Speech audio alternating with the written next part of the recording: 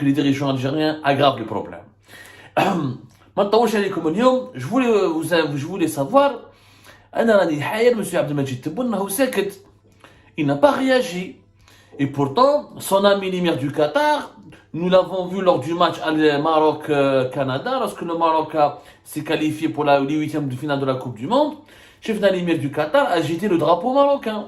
Eh oui, l'ami de Tebboune, l'invité d'honneur de Tebboune, qui lui a réservé un accueil magistral, les Jeux méditerranéens d'Hollande. Tebboune, qui a fait du Qatar l'un de ses alliés les plus importants, l'un des pays les plus importants pour le sommet de la Ligue arabe.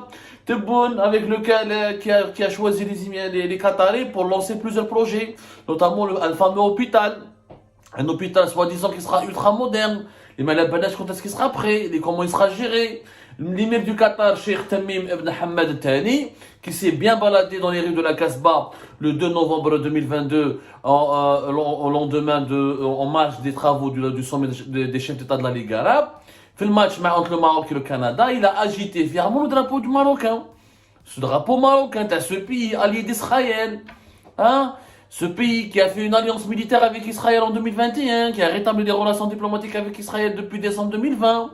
Ce pays qui achète les technologies israéliennes, ce pays qui est accusé par Abdelmajid Tebboune de financer le MAK et Rached, du mouvement terroriste. Et ben, le drapeau, il est agité par l'ami de l'Algérie, monsieur l'émir du Qatar, Cheikh Tamim ibn Hamad Thani. Mais je fnâche la place algérienne. T'as les perroquets, chiétines, hein, la presse Al-Fax, la presse de la ligne téléphonique. ما شفناهمش هضروا يعني طاحوا على القطر وسبوا القطر والقطر rejoint l'axe du mal والقطر est devenu وعلى ما قلتوش بلي القطر est devenu comme le Maroc l'esclave d'Israël وما على باليش ما سبوا حتى واحد. Il n'y a aucune campagne de dénigrement contre le Qatar. Les Qataris sont devenus les meilleurs amis de l'Algérie depuis la deuxième semestre de l'année 2022. D'ailleurs Abdelmajid Tebboune le 31 octobre 2022 il a donné un entretien à l'agence de presse du Qatar, Qatar News Agency, si je ne me trompe pas, où il a fait des déclarations élogieuses à l'égard du Qatar. Et Galom le Qatar, il a défendu le Qatar, ou Galom le Qatar va organiser une très belle Coupe du Monde. Voilà l'agence du presse du Qatar, KNA, Qatar News Agency.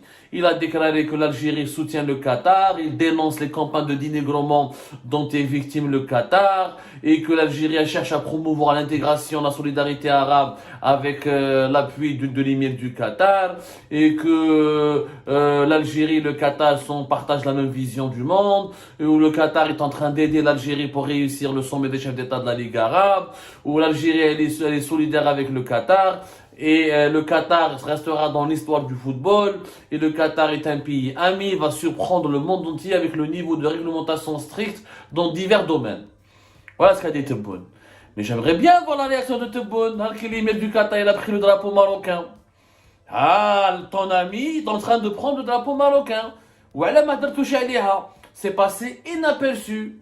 Voilà, c'est passé inaperçu parce que, encore une fois, ça démontre que le régime algérien, que Abdelmajid Tebboune et sa doctrine d'hostilité permanente à l'égard des autres pays étrangers, notamment du Maroc, et cette politique à chercher à chaque fois, à exhiber à chaque fois l'ennemi extérieur, n'a plus aucun sens dans le monde de 2022.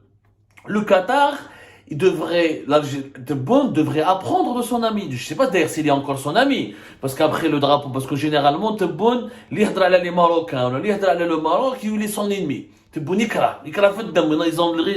l'Algérie de Tebboune, elle a développé une marocophobie incroyable. Même les criquets, les insectes, ou la sécheresse, c'est à cause du Maroc. La désertification, c'est à cause du Maroc. Et après, s'il y a un problème de n'importe quel problème, c'est à cause du Maroc. Les inondations, un séisme, c'est à cause du Maroc. Il y a une marocophobie. J'essaie de détendre un peu les clients parce que le sujet il est grave.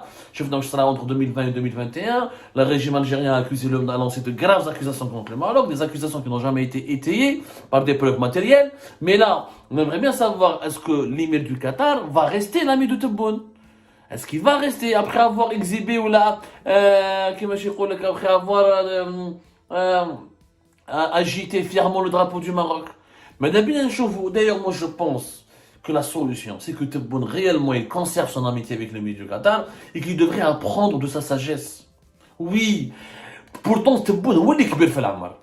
C'est ce qui est dommage. يعني تخيل le jeune, il a quoi, même pas 50 ans, l'émir Cheikh Ben Hamad Thani, entre 44 ans et 45 ans.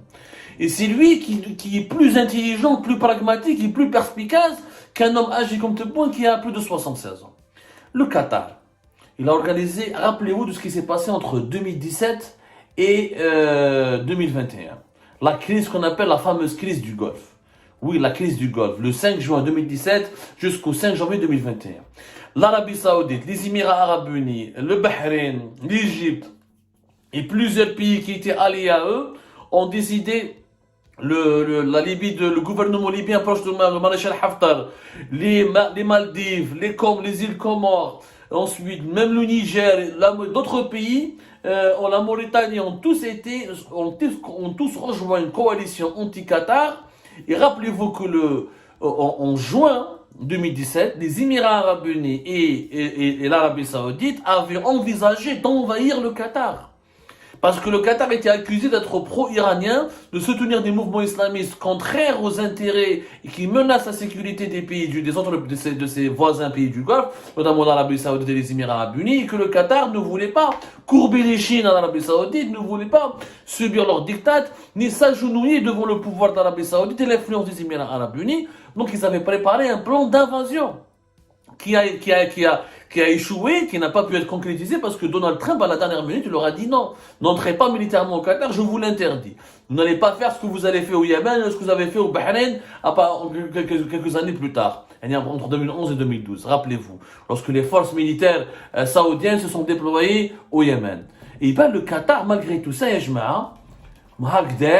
il s'est réconcilié en 2021 avec ses voisins, ou derrière la paix, où ils ont oublié les 3 années de crise, et d'ailleurs, regardez l'image du Qatar, ça pragmatisme.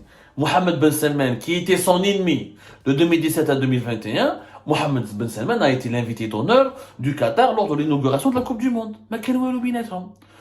Et pourtant, Mohammed Ben Salman voulait envahir le Qatar.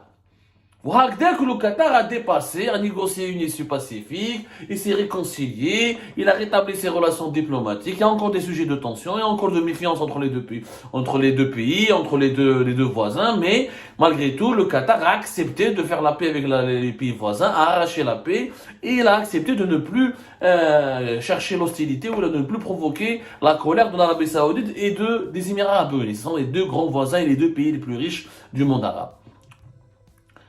Et pourtant, l'Égypte, le président, le maréchal Sisi, qui a soutenu l'Arabie Saoudite, qui était d'accord avec une option militaire pour que l'Arabie Saoudite et les Émiratis envahissent le Qatar. La même chose, le Qatar s'est réconcilié avec lui, la cérémonie d'inauguration de la Coupe du Monde, où il a été honoré, ou réhabilité, où les relations entre l'Égypte et le Qatar ont été réhabilitées, renforcées, et les deux pays continuent de coopérer ensemble, ils parlent d'investissement, et les Qataris reprennent leurs affaires, leurs investissements en Égypte, comme si rien ne s'était passé. Ils étaient sur le point de faire une vraie guerre. Les forces armées saoudiennes et émiraties كانوا داخلين الدوحة. À la dernière minute, Donald Trump حبس. Et Erdogan avait fait une alliance avec le Qatar, il a menacé. Quelqu'un j'envoie l'armée turque pour défendre le Qatar. Et depuis cette crise, Doha, Istanbul et Ankara se sont beaucoup renforcés. Pour que le Qatar bénéficie de la protection militaire turque, qui est l'une des plus importantes armées de l'OTAN et du monde.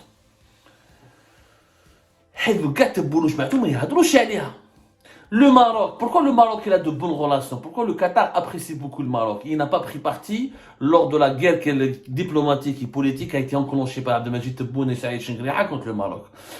Et d'ailleurs, le Qatar a proposé une médiation entre Alger et Rabat. Il a même proposé d'abriter des gens, mais comme c'est des informations confidentielles, mais prenez note. L'email du Qatar en 2021 a proposé, même en 2022, il a proposé à 2 reprises d'organiser un sommet pour réconcilier les frères ennemis, les voisins, les Algériens et les Marocains à Doha, pour essayer de trouver des solutions. C'est Abdelmajid Tebboune et Saïd Chengriha et les autorités algériennes qui n'ont pas accepté, qui refusent jusqu'à maintenant le principe de toute médiation. Les Saoudiens ont proposé une médiation, les Qataris ont proposé une médiation, les Européens aussi ont proposé une médiation. وما فرقش وما فرقش ما عليناش. Ce que vous ne savez pas, peut-être aussi, peut-être pas beaucoup des Algériens qui suivent un peu l'actualité, le Maroc, il a, lors du blocus qui a été imposé par tous les voisins du Qatar, qui lui a été imposé par ses voisins, l'Arabie Saoudite et les Émirats, etc., ben à un moment donné, les vols de la Qatar Airways ne pouvaient même pas traverser les ciels, l'espace aérien de ses voisins. Et c'était très difficile pour le Qatar de s'approvisionner en produits alimentaires. Il a été isolé, placé sous embargo. Le Maroc, il a envoyé une aide alimentaire. Le Maroc s'est solidarisé avec le Qatar. Il a envoyé une aide alimentaire. Et malgré la pression saoudienne et émirati, le Maroc n'a pas voulu prendre parti. Il a observé une position de neutralité dans ce conflit. Donc en essayant de continuer de soutenir et de renforcer ses relations avec l'Arabie Saoudite et les Émiratis, il n'a pas voulu condamner le Qatar, ni